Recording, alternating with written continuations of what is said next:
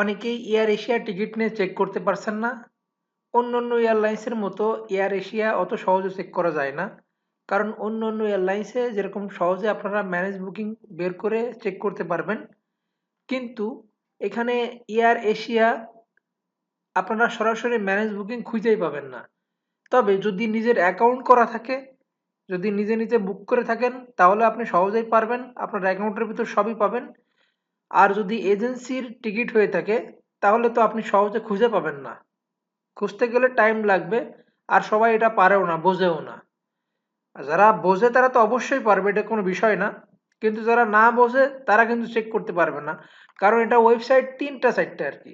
বিমান air Asia, কিন্তু এটা থাইল্যান্ডের আছে, আবার আলাদাভাবে স্পেশাল আছে ইন্দোনেশিয়া, আবার স্পেশাল আছে ফিলিপিন্স। এই জন্য ঠিক আছে, আমি দেখুন সরাসরি দেখাই দিচ্ছি। টিকিট কিন্তু এটা কনফার্ম। এটা হলো মেন কপি, এটা এয়ারলাইন্স থেকে ডাউনলোড করা আর কি। এই ফ্লাইটটা যাবে 29শে ডিসেম্বর,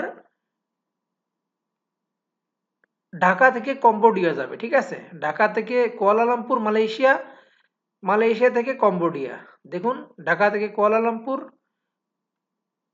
কুয়ালালামপুর থেকে Cambodia. Check bag 20 KG, carry on baggage 7 KG. Passenger name Abdul Kashem Lilu. এখন আমি সরাসরি দেখাই দিচ্ছি। দেখুন, দেখুন ওয়েবসাইট একটা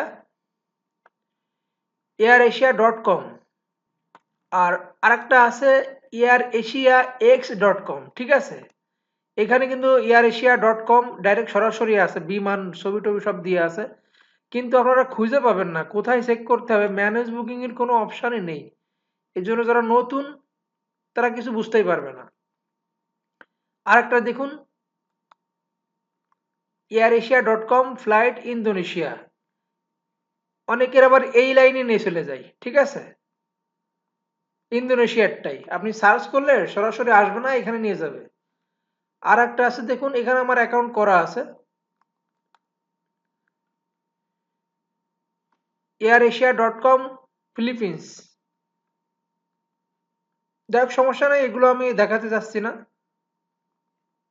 তো আপনাদের জানতে হবে আগে টিকিটটা আপনার কি, ডেস্টিনেশন কোথায়। আর যদি আপনার সরাসরি ওয়েব লিঙ্ক থাকে টিকিটে, তাহলে তো ক্লিক করলে আপনার সরাসরি পেয়েই যাবেন, আপনাদের খোঁজাখুঁজির দরকার নেই। ঠিক আছে, আর যদি না পান তাহলে তো সমস্যা, কারণ বিদঘুটের লাইন। এয়ার এশিয়া, আর একটা আছে চায়না এয়ারলাইন্স, চায়না সাউথার্ন। ও চেক করা যায় না, কোনো জায়গায় মডিফাই নেই, মডিফাই করাও যাবে না, কোনো ম্যানেজ বুকিংও নেই।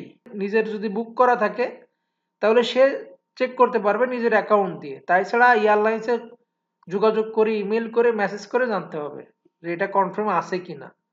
তাই ছাড়া কোনো কপি পাবেন না, আপনি কোথাও কিছু পাবেন না। আর এটাও সেরকম, তবে এটা ডাউনলোড করা যাবে।